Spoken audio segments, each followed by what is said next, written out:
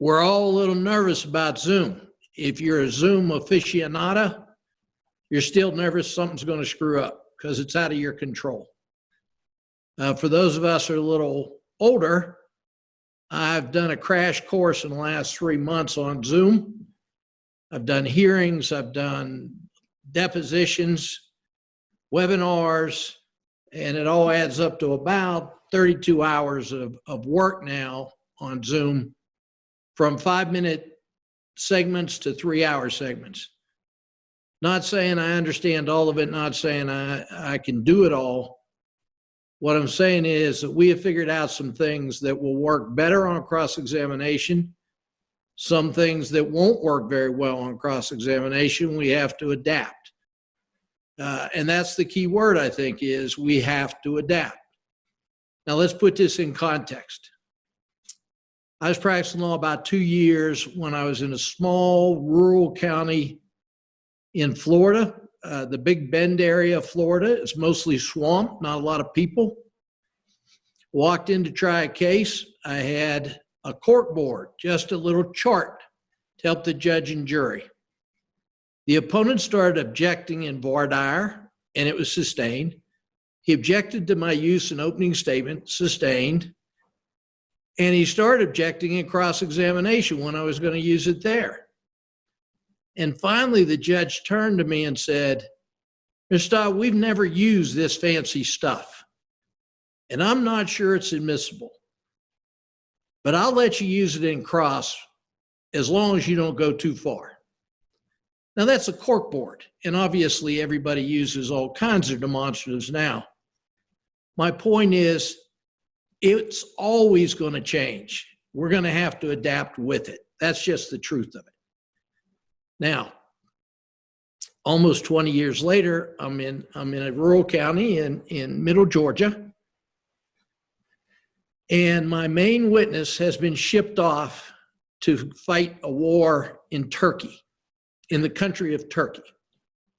And it's classified, and I still don't know any of the details, but I can only get him by a telephone on a Sunday night for 47 minutes. That's it.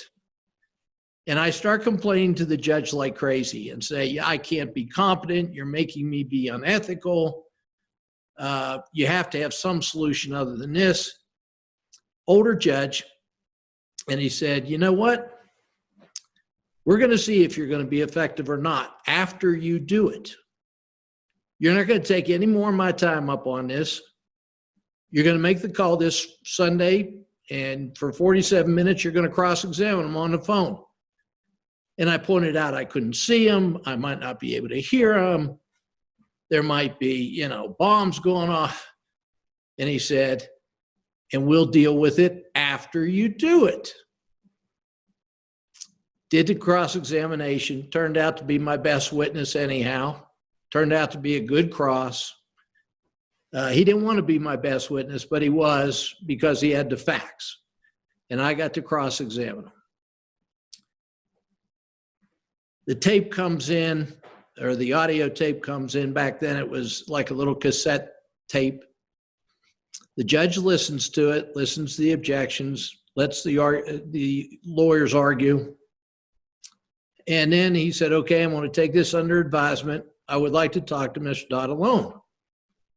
And the opposing lawyer said, Judge, is it about this case? And he said, no, it's more philosophical. He says, okay, then I'm fine.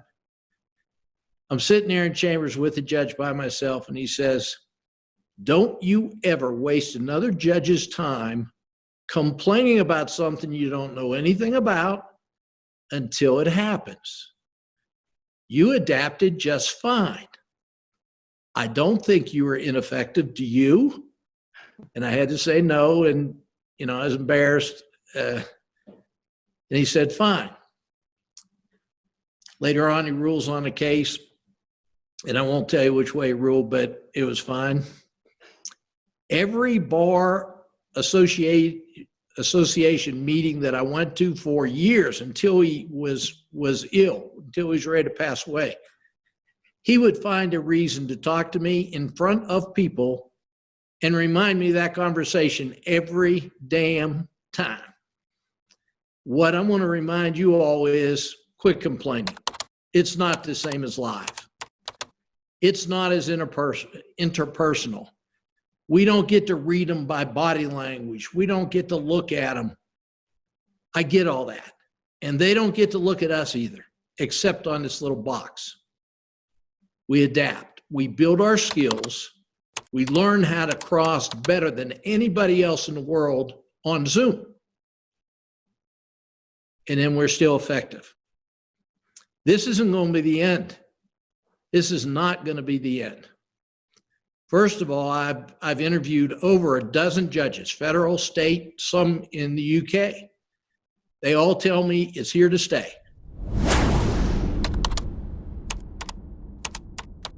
One, efficiencies. They get more done every day by Zoom than they do in person. Number two, cost effectiveness. It costs everybody less money. The clients, the courts, just think of the amount of security they don't have to have. It's phenomenal. It's not going away. Whether the pandemic goes away in 18 months or 2 months or never, this isn't going to change. We're going to have this. The big fight will be about jury trials. That'll be the big fight. But in the meantime, we're going to be Zooming in a lot of different ways. We have to adapt. We have to build our skills. And this is the first step in that effort.